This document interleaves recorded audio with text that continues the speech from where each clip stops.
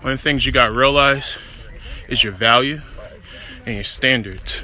And it's not easy to know that, And so, yesterday I had to do something very tough. All right, it wasn't easy, but it was necessary. I had to sadly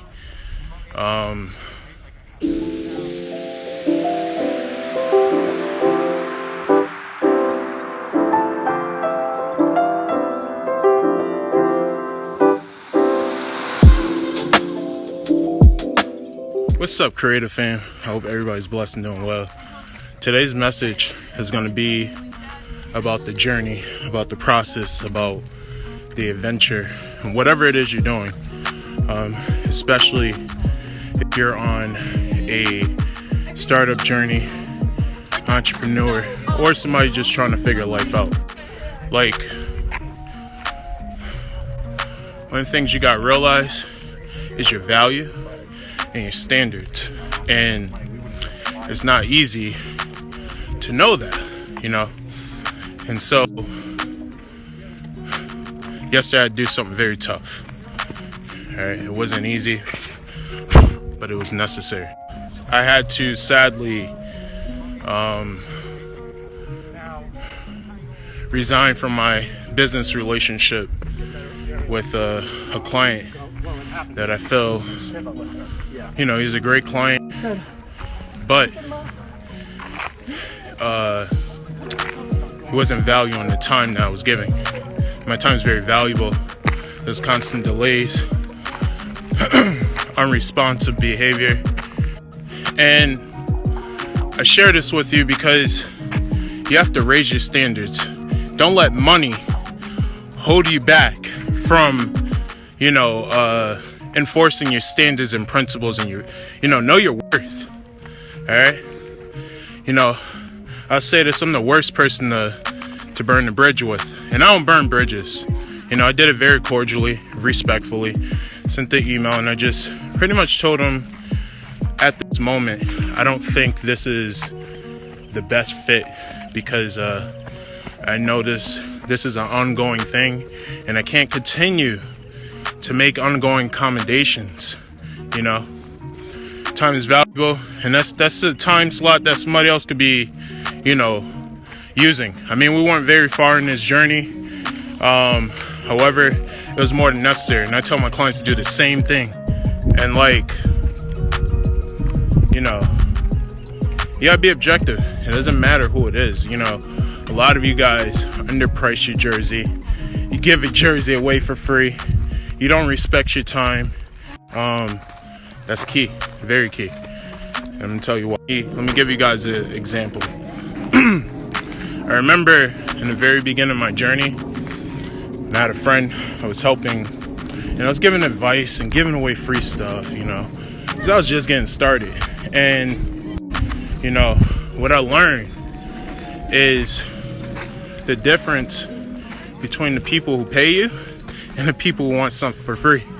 A huge difference in the quality and appreciation, especially when it comes to price. Masterminds, when you spend more money, you get a better quality of clientele. Now, when you do go through things like that, never take it personal. I didn't take it personal. Pretty much I kept my door open and I expressed that this time's not right for you. We're on the rise. Like, my business is on an upward trajectory, and it's been taking off. And we're in a new category, and I can't be slowed down by things that are pulling me back. So when somebody's pulling you back and they got to wait on you, you got to snip the cord. And I'm not sure if you want to go back and try to retie the rope, but definitely don't make it as easy to get your attention, to get your time, because you can't get that back. You can always get money, always get another client. It's about who you deal with. Qualify your clients. I'm going to tell you how to do that. When you qualify your client, excuse me, so I'm on a hike. When you qualify your client, what you want to do is the first define your ideal client, who would benefit the most and who would get the most value out of what you do. That way you know they're going to appreciate it. And so what you got to do is you got to get crystal clear on what their pain points are, and then what you can do or what your product can do to serve them, whether it's a convenience, whether it is an experience, or it's literally to speed up something. And once you get crystal clear on that, you'll be able to now communicate that value. And then you just deliver accordingly. You do your part.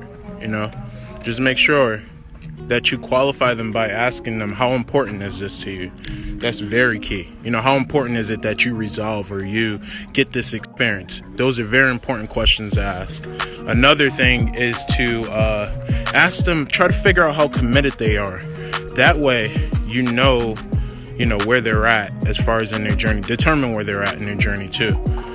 And then that's when you put an offer out that makes sense and aligns with where they're at in comparison to where they're trying to go. And then you go from there. And, all my clients, they realize this. I always say this day one, you're the gas and the brake to your journey. And, as that goes, as you're holding them as they're holding you accountable to deliver, you make sure you hold them accountable to value what it is you're offering. And just a quick FYI, this should be done before you start executing, selling, presenting. You got to know the value. You got to know the price of your jersey.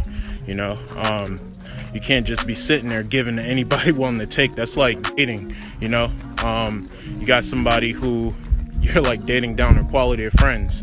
You got to know your value and your standards. Otherwise, you're going to end up ignoring a lot of red flags that are going to bring you back to where you were, if not further behind.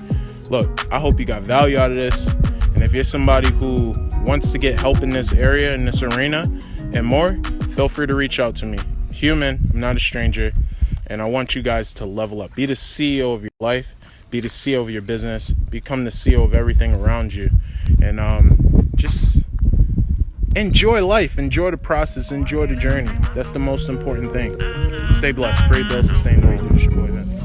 I can't let them take my soul. Nah, nah, nah, nah, no. Oh, I can't let them take my soul. Nah, nah, nah, nah, no. See, we was cool right before it hit your fist, but it hit the fan when I got